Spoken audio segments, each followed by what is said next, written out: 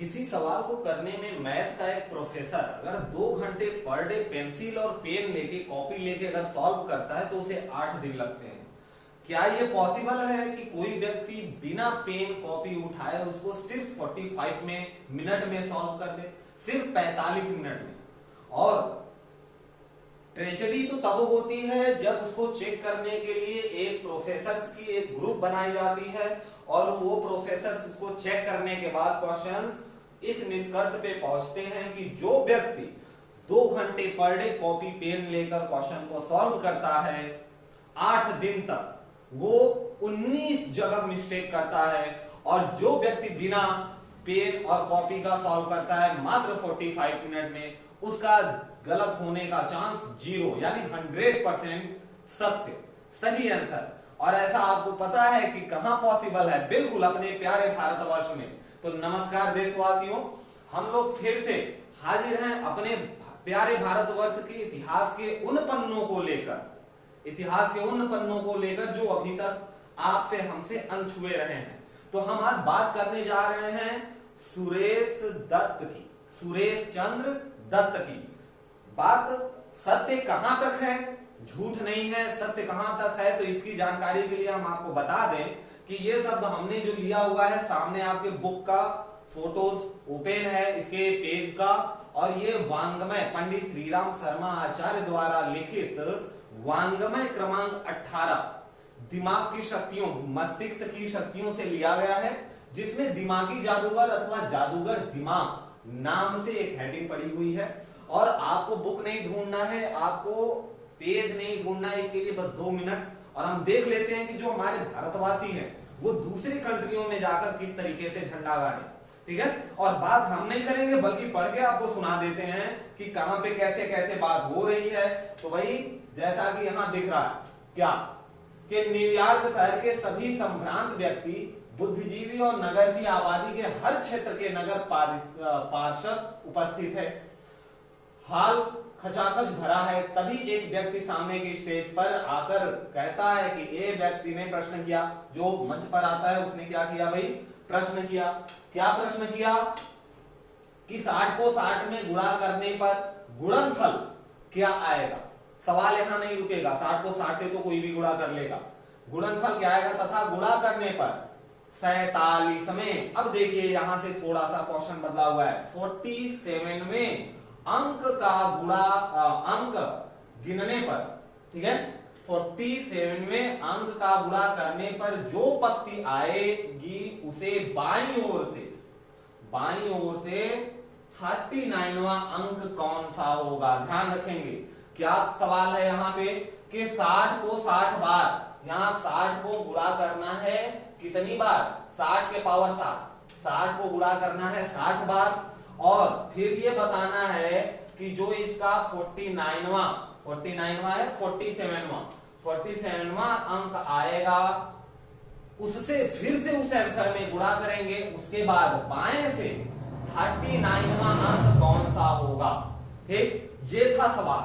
अब इस सवाल के ऊपर क्या हुआ भाई? तो जैसा हम देख रहे हैं क्या लिखा है कि वह व्यक्ति जो प्रदर्शन के लिए आमंत्रित किए गए थे वह निर्विकार रूप से कुर्सी पर बैठ गए, बिना किसी खड़िया, कागज, पट्टी अथवा पेंसिल के प्रश्न मस्तिष्क में ही हल करने लगे। अब जब सवाल शुरू हो गया हल करना, तब क्या हुआ? अब यहां से देखिए, ध्यानस्थ व्यक्ति एक भारतीय थे। इसकी बीच की कहानी अभी हम आपको बताएंगे। यहाँ पे मेन पॉइंट छुपा हुआ है यहाँ पर कि किस प्रकार से हम मस्तिष्क को अपने चला सकते हैं। उसके पहले जरा कहानी का क्लाइमैक्स देख लेते हैं कि क्या होता है कि वहां पर एक व्यक्ति बैठा होता है ध्यान मुद्रा में। जो ध्यानस्थ व्यक्ति है वो कौन है? एक भारतीय है। जाहिर सी बात है 98% चांस ये होगा कि अगर कोई मेडिटेशन में बैठा है तो भारत का है या भारत के कल्चर से बिलोंग करता है। खैर, ध्यान देते हैं अपने पॉइंट पे। तो भारतीय थे, उनके अद्भुत मस्तिष्कीय कर्तव्यों से प्रभावित होने के कारण उन्हें अमेरिका बुलाया गया था। नाम था क्या? सुरेश चंद्र दत्त, और ये बंगाल के ढाका जिले के रहने वाले थे। ध्यान रखेंगे।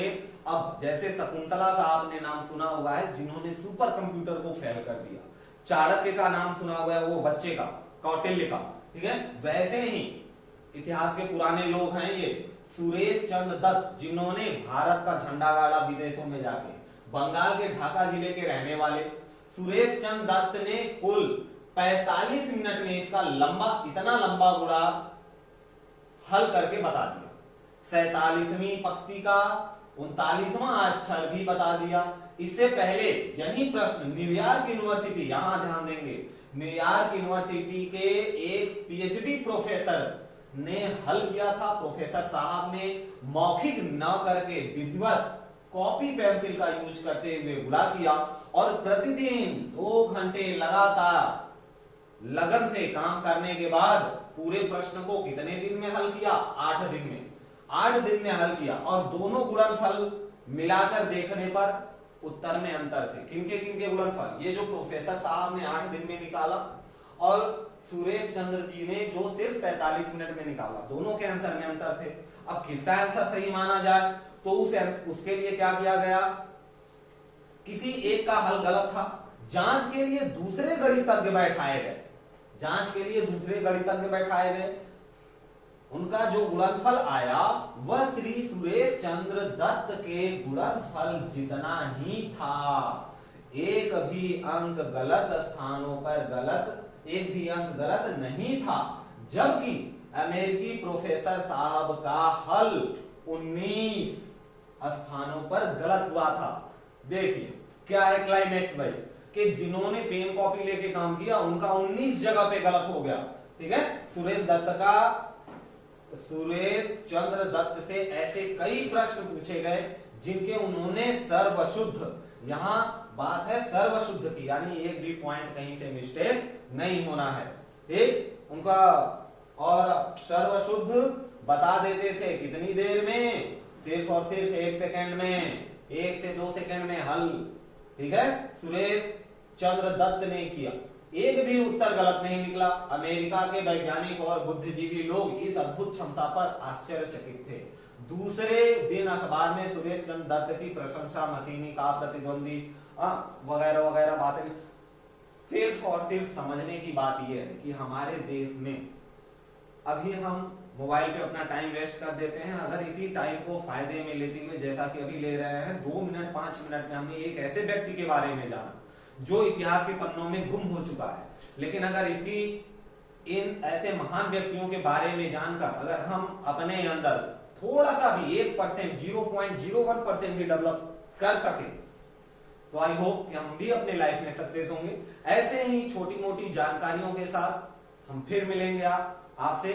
तब तक के लिए जय हिंद।